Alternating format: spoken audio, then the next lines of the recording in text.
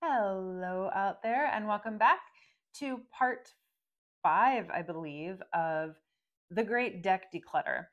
I actually think there will be one more part because I'm very proud of myself. I pulled out even more decks from my collection, which I know for a fact I'm not going to be using. And the reason I want to declutter even more is because recently I have been very drawn to vintage decks, to some older decks, which have just a lot of symbolism in them, and they just tend to sort of be more aligned with the way I read now and how I read now. So I would like to clear out some more of my collection so when I do choose to purchase those, I can. However, having this wish list and collecting vintage decks actually makes it easier to not be so impulsive because the cards aren't just readily available. I have to really think about if this is a deck I want. They tend to be more expensive. I have to make sure that the cards are in good condition.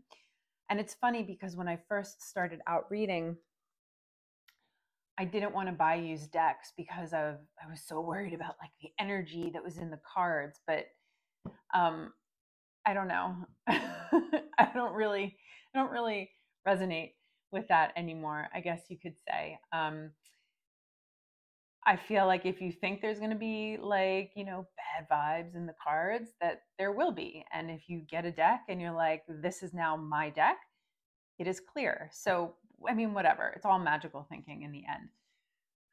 But that's neither here nor there. We're not talking about that today. Maybe one day I'll do a video on all of my vintage decks. Oh, that could be fun because I do have a couple coming in that I ordered a while back. But anyway, enough with that. Let's talk about what we're doing right now, which is decluttering my decks. Now, this deck is staying, but I'm using it to show you something. So this is the traditional Rider-Waite tarot deck, or the Rider tarot deck. This is, I believe, a US game system. Yeah, this is a US game system.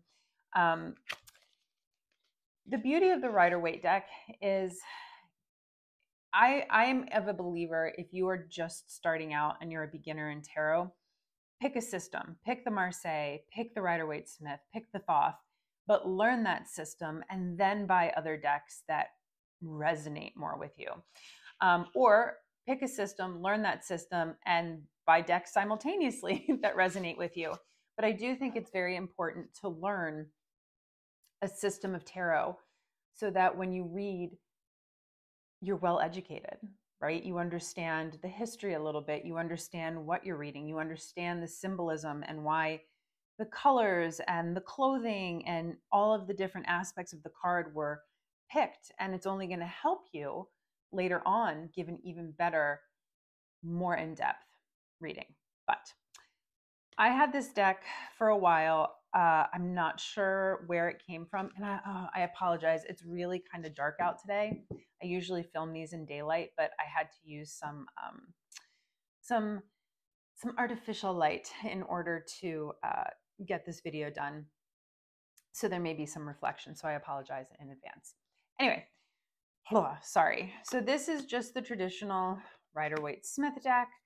But what I don't like about it, for me personally, I don't like the coloration. This is my Centennial version. This is my go-to deck. And you can see, let me see if I can find that 6 of Wands. I mean, you can see the difference in the colors. They're a little bit softer. Things are a little bit more defined, a little bit more clear. Here we go. I mean, look at the difference in those two cards. Like this feels kind of muddied, and this has a little bit more definition to it. These cards feel a little bit less substantial than these. These had a bit of like a waxy coating on it when I first got them, which was really annoying. But the more I use them, like it's not even an issue anymore. But I really believe that that coating is keeping these cards preserved. So if you are somebody who wants to just learn with a Rider-Waite Smith deck and just use the deck for educational purposes, a deck like this is going to be perfectly fine. It's probably on the cheaper end of things. I can't tell you how much this cost because the price is not on the box. But you can get a Rider-Waite Smith deck for relatively cheap. But if you're somebody who's going to want to keep it for a long time and utilize it for numerous things, get yourself a really nice quality version one. And this is the Centennial version. So this is my favorite. I have this in a tin in my purse as well. So I'm not going to go too into depth with this because this deck is everywhere. But I just wanted to show you the differences in quality. And if you're somebody who is like, what deck do I start on? But this deck doesn't quote unquote resonate with you, get yourself a cheap one, use it as like your workbook, and then get a deck that you like better. Okay, moving on. All right, this is Dame Darcy, Queen Alice Tarot.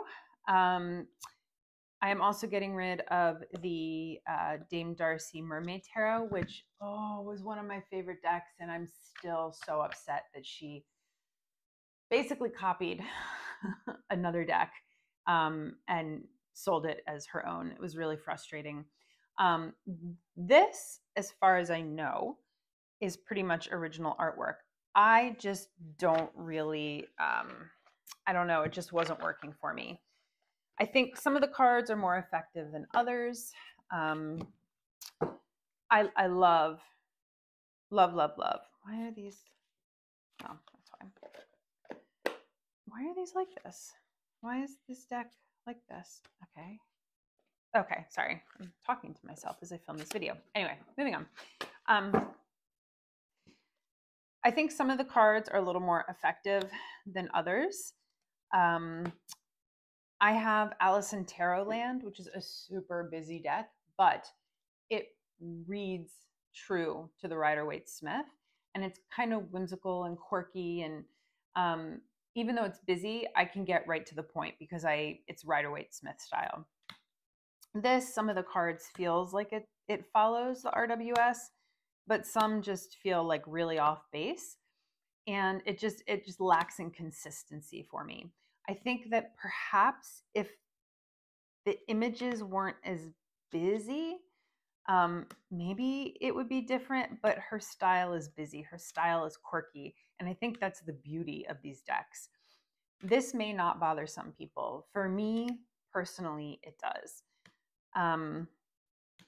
It's sort of like, I know the system it's based off of. It's influenced by the Rider-Waite Smith, but at the same time, there's been a lot of liberties taken with it. And because of that, it doesn't feel like a cohesive system to me. But again, that might not bother some people. That's just personally how I read. And again, that's sort of, the more you read and study tarot, the more you're going to understand why you're drawn to certain decks, what decks work for you. And this is just something that I've learned as time has gone on. I wish I knew this all in the beginning, but I know it now, and that is what is most important. But it's such a sweet little deck. Like, I love her illustrations. I really look at this 10 of Cups. How fun is that? I love her illustrations. I love her artwork. I don't love that she took such great liberties with the Mermaid Tarot. And I think that too, truth be told, may be what's even more off-putting for me about this deck. It's kind of like I don't look at her the same anymore. Oh, and that's so judgmental. I'm not judging her. Look, she did what she did. But it's hard for me. I'm an artist. I'm a photographer. I love to paint. I love to draw. I respect artistic, what's it called? I respect the artist's right to their artwork, right? So I think that's where I personally have difficulty with this. And some people may not. I do not, as far as I know, none of this artwork has had controversy surrounding it that I am aware of. It's a really fun deck, and I do think a lot of people are going to enjoy using this if this is their style. All right, so these are both Lenormand decks, and I don't even know the names of them. So I don't know how that's going to help you, but I think if you see them visually somewhere, you'll know a little bit more about them at least. I got both of these off of Etsy. Oh, here we go. This is the Surrealiste Lenormand by, oh, I don't have my reading glasses on. This is the beauty of being in my 40s. Okay. Root Weaver's Bizarre Bestiary. These backs do not do it for me. This was such a miss because the artwork on the front is so fun. This looks like it's, I don't think this is AI. It looks very much like digital art. And listen, there are some amazing digital artists out there who can draw like nobody's business in Procreate and in Photoshop. And I am thoroughly jealous because I have tried and I just can't do it. And just some of the things you can do with digital art is incredible. I do know how to do a digital collage though, for sure. But it's such a fun, sweet little Lenormand deck. I think it's like, I have the green glyphs Lenormand and I have pixies. And that's it. Like those are the only two I use, if I even use them. Oh, and I have Baba Studio Bohemian fortune telling cards. And if I use a deck, those are the ones that I usually go to. So these just sit and collect dust. This one comes in this cute little pouch. What's nice about this is they all have the playing card symbols on them, so you can relate it to one of the 4 suits in tarot if you want to do that. The cards are color coded, so the reds are, I guess, more like negative aspects or hazards, or like warnings. The greens are positive aspects, and I believe the yellows are more neutral. They're all numbered. It's a cute little deck. And then the grays are, masculine, feminine, and you have a bunch to choose from depending on who you're reading for. Yeah, so it's just 2 little Lenormand decks that I don't use because I have 2 that I use. But I have decided to let the ones that I'm not using go because they don't need to sit here any longer. All right, so this is the Buddha Wisdom Shakti Power deck and guidebook by Laura Santi, or Santi, I'm not sure how you say it, but this is another one I've had for a while, and I think I used it a few times, but I never really used it that often. The guidebook explains the cards and what they mean, and I think as a meditation card, as a message at the end of a reading, these would be wonderful. And that's pretty much where I use them, but that was very limited to me because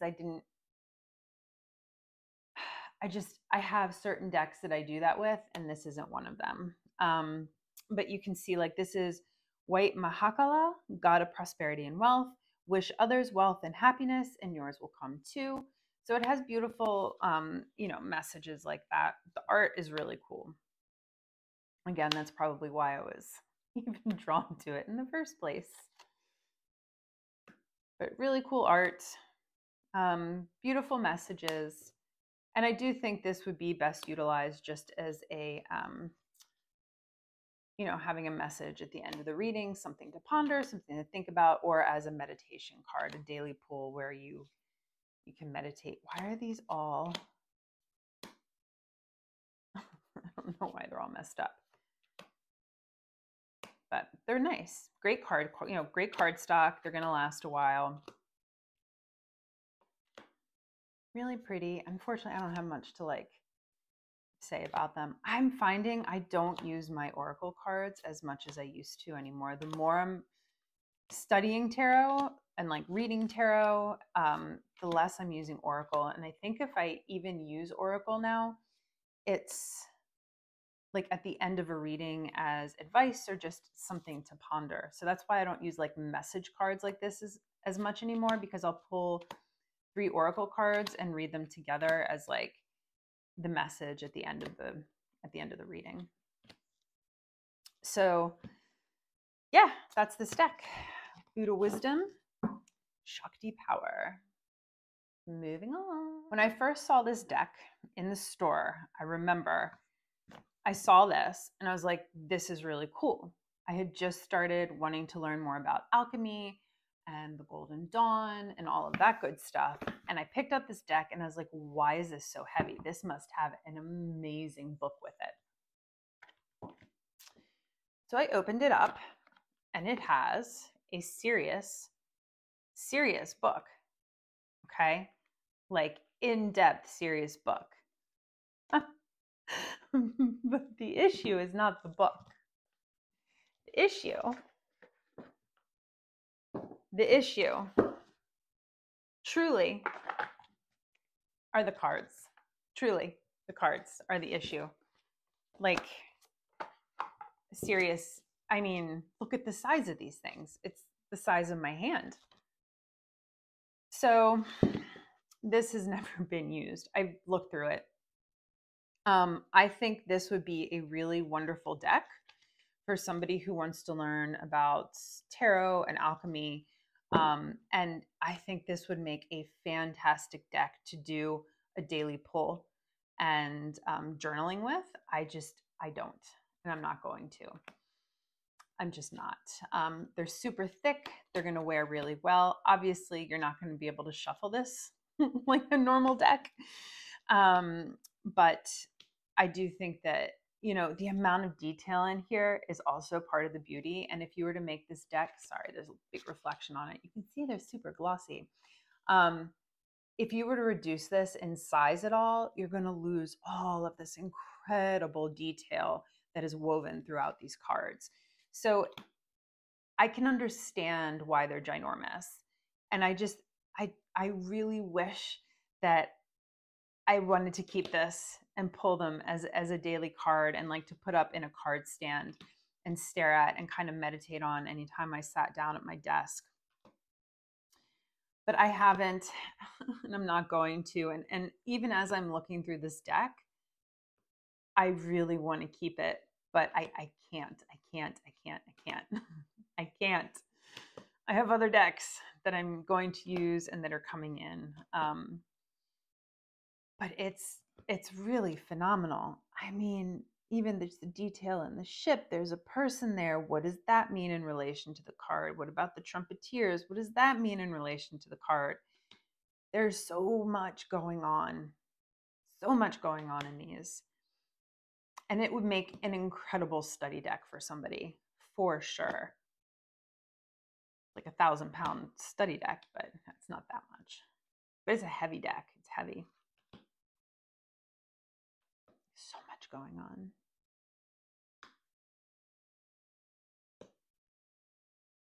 But yeah, super cool. So this is the, what's it called again? The Alchemical Visions Tarot. Oh my gosh, I'm so bad. All right. I'm going next. All right, this is my deck this is a deck I got when I used to do readings on TikTok. And I did in-depth free readings for people on TikTok on an account I shared with my sister. And it was exhausting, but I believe this person no, I don't even remember how it came to be that I purchased this deck. But I wanted to support the artist. It's the Intuitive Intention Tarot, and it's really beautiful. But it is AI. And again, I am not the biggest fan of AI decks. Personally, I like a deck that looks like it was created by somebody's hand, that they used, you know, a pen and paper or even their own hand digitally. But I do like the kind of painterly quality about the colors of it. The light and the dark. I like the etherealness of it. It's a little bit different than other AI decks I've seen. Like, I think this is a really, really beautiful card. I think they did a really decent job with it. I just personally never jived with it because of the fact that it's AI. And I just didn't connect. And I just, in the backs, like, I don't like when the name of the deck is on the deck itself. I can understand why they did it. I'm just not personally a fan of it. I mean, look, this isn't going to make or break a deck if it's like the most incredible deck I've ever worked with. But since I already wasn't really kind of feeling the deck, you know, that just kind of fueled to the fire. But I have seen people read with this deck and they love it, as they should, because I think there is, like I said, the typical AI look of like, you know, gods and angels floating in the sky. There is that sort of wispiness about it, but it's a little bit more grounded, if that makes sense. That's a really cool card. I love that High Priestess. Queen of Wands is beautiful. Ace of Wands is beautiful. So you can see, I mean, it's really nice. I can't. I've tried. I have tried to read with AI, my friends. I swear. Wait, let me go back to that Five of Swords. Where, oh, I just lost it. That was a creepy Five of Swords. I kind of like that. Look at that Five of Swords. She's like, I'm getting away with something. That is like the look of a psychopath. Fascinating. Okay, so this is the Intuitive Intention Tarot. Like I said, I have seen people read with this, and they love it, and they resonate with it, and they give really good readings with it. So obviously, some people have no issue with AI, and they can connect to it. But as an artist, I have a hard time. I have a hard time resonating with it. And this, I don't know where the box is. So whoever gets this deck will also get this little tarot pouch that I made. All right, we're on the subject of AI. Let's go to the Between Worlds Oracle deck. Now, I did not know this was AI when I got it because I have seen artists whose art looks similar to this. And I honestly thought this was an artist's deck, like somebody had actually designed it by hand. But alas, no. So it has, you know, typical guidebook. But what's really cool about this deck, and there's some spreads in here too, which is nice. It's like this whole system. And I think that's part of the reason too why I'm not going to keep this. I do love the art and I was tempted to keep it, but there's a whole system that goes into this. And the reality is I don't have time to learn a whole new system. And you don't have to read this as that system. Again, it's just fuel to the fire. Another reason why I shouldn't be keeping it as much as I want to. Because, I mean, these to me, and I'm not that familiar with AI, but these don't look as AI as what I'm used to and accustomed to seeing with AI. And I have seen art very similar to this before, so by an artist. So that's kind of why I got it. And again, if it wasn't AI, I would probably keep it, but I just can't keep a deck I'm not going to work with. And I mean, look at how cool these are. Oh, I really wish I wasn't so stubborn and what's the word I'm looking, not short-sighted, but stuck in my ways. I'm a bit of a curmudgeon when it comes to this. And I'm not judging AI. I'm not judging anyone who chooses to read or utilize AI. None of that. It's just my own personal choice and my own personal hang up. Because this really is a cool looking deck. I mean, if there's anyone out there whose art style is like this and you were like, maybe I should design an Oracle or Tarot deck, I would buy it. Make sure you put some like heavy duty symbolism in there. Like this is art. If it was created by an artist and there were big prints, I would frame and hang this on my wall.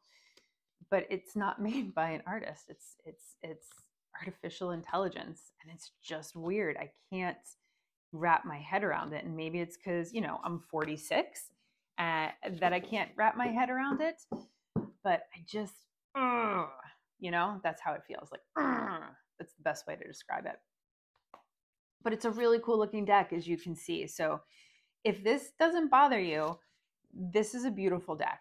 And I would recommend it for anyone who does not mind AI decks and is looking for a really cool, interesting Oracle deck that is also can be used in like a whole system. Absolutely.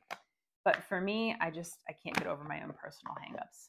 Not this time. The Moon and Stars Tarot by Jane Wallace is a recent addition to my deck decluttering. I'm not sure why I was holding on to this.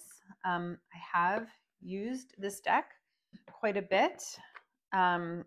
It's really pretty, it's gentle, it's soft, Has a pretty straightforward, standard book. Gives you spreads, which is really nice. The cards are a relatively decent size. They might be slightly oversized. And it is pip style, but there are keywords. And I think, you know what, I think that's why I did this. When I was initially reading, before I was comfortable with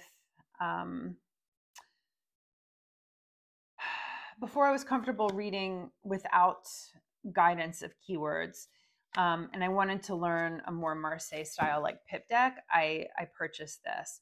But in the end, all it did was end up, for me, confusing me. Some people are really good with keywords. For me, it just sort of,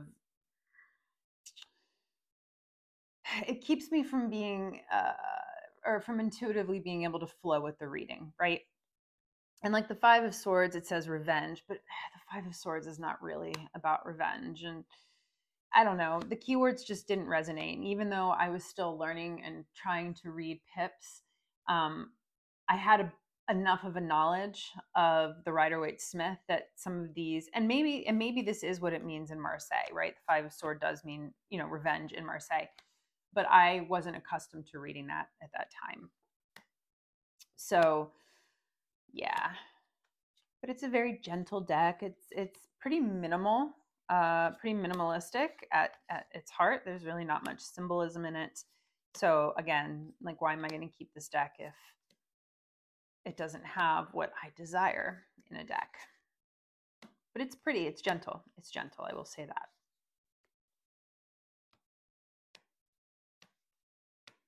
Very soft colors. Even the devil doesn't look that mean. Kind of reminds me of Loki a little bit with those horns. Like the Nine of Wands, fear. So maybe that's what I haven't studied Marseille yet. I'm still looking for the perfect Marseille deck. So I do this summer, I'm going to learn Thoth. That is one of my challenges for myself. I'm going to start to read and learn and study the Thoth deck.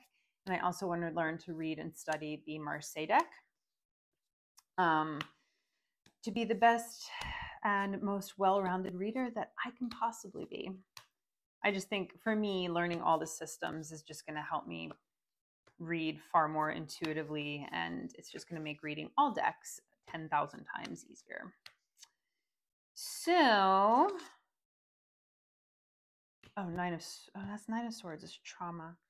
Yeah, see, I don't know. It just, I just didn't feel the cards really. But somebody might like these and get it, and this could be a really good study tool for somebody. But for me, it's not working for what I need it to work for. It's not working for what I need it to do. It's not working for what I need it to work for. Anyway, you know what I mean. Okay. And last but not least, the Angel Tarot by Travis McHenry. Travis McHenry makes a beautiful deck. I am not an angel person. I know I have said that before, but I am not going to study the angels. It's just, at least at this time, okay? And I can't keep a deck thinking to myself, well, maybe one day, because that's where I get into trouble. Maybe one day I'll use it. Maybe one day I will research angels. I'm not, I haven't, and I don't plan to. So maybe one day if that comes back into the arena and I'm like, hey, it's time for me to learn this, maybe I'll have to purchase this again. But I would rather this go to a good home with somebody who's going to use it, because I haven't even used this deck. It's pretty much brand new, except for me looking through the cards.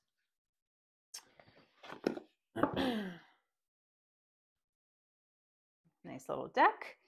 It tells you, you know, the angel, what it means. I guess it's what it means. Cherubim, Psalm 88:2. So it tells you, I guess, what verse it's associated with. Then I believe it gives you a little bit of information about the angel. So this card stock's really nice. Gold gilding. If you know the Baroque tarot, this is a very similar kind of card stock. very matte, like super matte. You can see there's not much of a reflection of the light in there. Shuffles nicely, not that that matters, but this is a beautiful deck.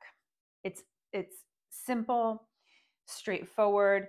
You have the angel name and above it the tarot card it's associated with. It gives you information here on the bottom. I'm not sure what these symbols are, but I'm sure it's in this book. What I love about this deck is the fact that it's sort of dual purpose, right? You can use it for a tarot reading, but you can also use it if you are truly interested in learning more about angels.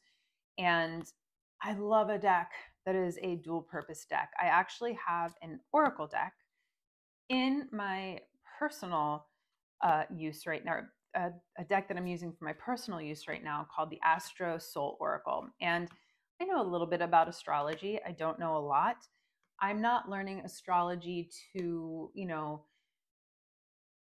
to know when Mercury's in retrograde and that everything's going to fall apart. Like, that's not the astrology I want to. I'm not really looking into astrology for that purpose. I'm looking into astrology because I want to understand it better and how it corresponds to tarot. So the Astro Soul Oracle, I pull as an oracle card, but it's also teaching me about astrology. And I love a dual purpose tarot deck. I think it's great. I'm not into doing a study on the angels at this time. So I would rather it go somewhere with someone who is. They are very pretty cards. Very off with their heads. He looks like such a sweet little baby, and then he like takes somebody's head off. The violent little angel. It's just a violent little angel. He'll tear your head off if you're not careful. Sorry. I'm going into my weird place again. They're pretty. So that is the Angel Tarot by Travis McHenry. I wish I could tell you more, but this is a brand new deck that I haven't used. So with that said, thank you so much for watching my fifth installment of decluttering my tarot and oracle collection. There is going to be a sixth video, and if I continue on this same trajectory, there is also going to be a seventh video, possibly an eighth. It's bad. I'm telling you, it's bad. Like, I had over 200 decks, and I've whittled it down to about